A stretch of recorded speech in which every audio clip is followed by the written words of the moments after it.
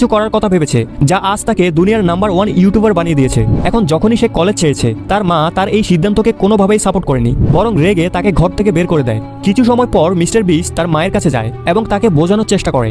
আর mister বিস্টের চোখে যে চমক ছিল, তার যে প্ল্যানিং ছিল, সেটি দেখে তার মাও তাকে সাপোর্ট করা শুরু করে। আস্তে আস্তে চলে এলো 2017।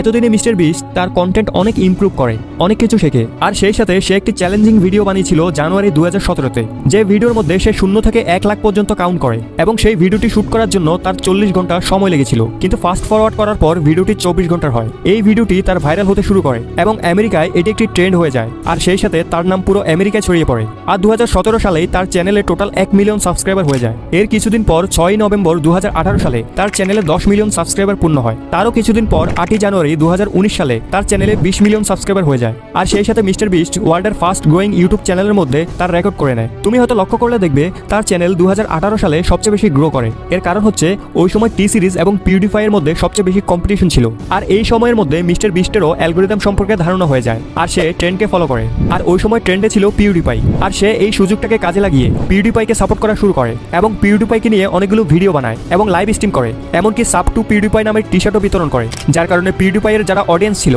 তারা মিস্টার বিস্টকে পছন্দ করা শুরু করে, মিস্টার বিস্টকে ফলো করা শুরু করে, তাকে সাপোর্ট করতে থাকে। আর 2018 সালে মিস্টার বিস্ট তার চ্যানেলকে অনেক দ্রুত গ্রো করায়। এরপর সময় আসে 23 নভেম্বর 2019। মিস্টার বিস্ট তার চ্যানেলে একটি ভিডিও আপলোড করে, যার টাইটেল ছিল ওপেন এ ফ্রি ব্যাংক।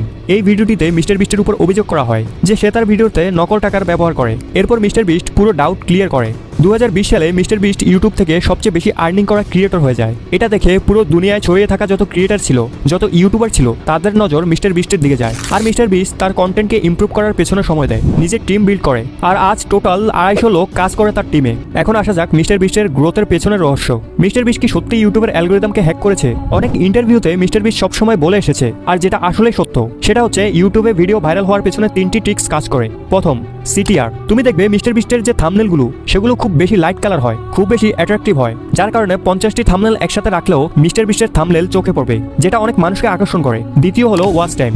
মিস্টার বিস্ট বলে, আপনার ভিডিওতে যদি প্রপারভাবে ওয়াচ টাইম আসে, তখন ইউটিউব আপনার ভিডিও ভাইরাল করতে বাধ্য। এই জন্য তুমি দেখবে মিস্টার বিস্টের ভিডিও যত বড়ই হোক, কিন্তু এডিটিং, মিউজিক এবং যে কোনো কথা এতটা ঘুরিয়ে পেঁচিয়ে বলে, যার কারণে মানুষ দেখে মজা পায়। আর তারা পুরো ভিডিও তো দেখেই, আর না হলে কমপক্ষে 50% তো দেখে, যার কারণে বেশি ওয়াচ টাইম পাওয়ার কারণে মিস্টার বিস্টের ভিডিও ভাইরাল হয়। আর লাস্ট পয়েন্ট হলো কন্টেন্ট। এই বাথটাবটা সাপ দিয়ে ভরা। আমাদের মধ্যে যে কেউ এই বাথটাবে বসতে পারলে আমি তার মাকে দেব $10,000। আর এই ভিডিওতে আমরা দূর করব 1000 লোকের অন্ধত্ব। এ হলো 1000 জনের মধ্যে প্রথম মানুষ যাকে আমরা কানে শুনতে প্রথমবার সাহায্য করছি। আর এই ভিডিওতে আমরা 100টা ওয়েল খনন করতে চলেছি। মিস্টার বিস্ট সবসময় অডিয়েন্স যেটা ভাবেনি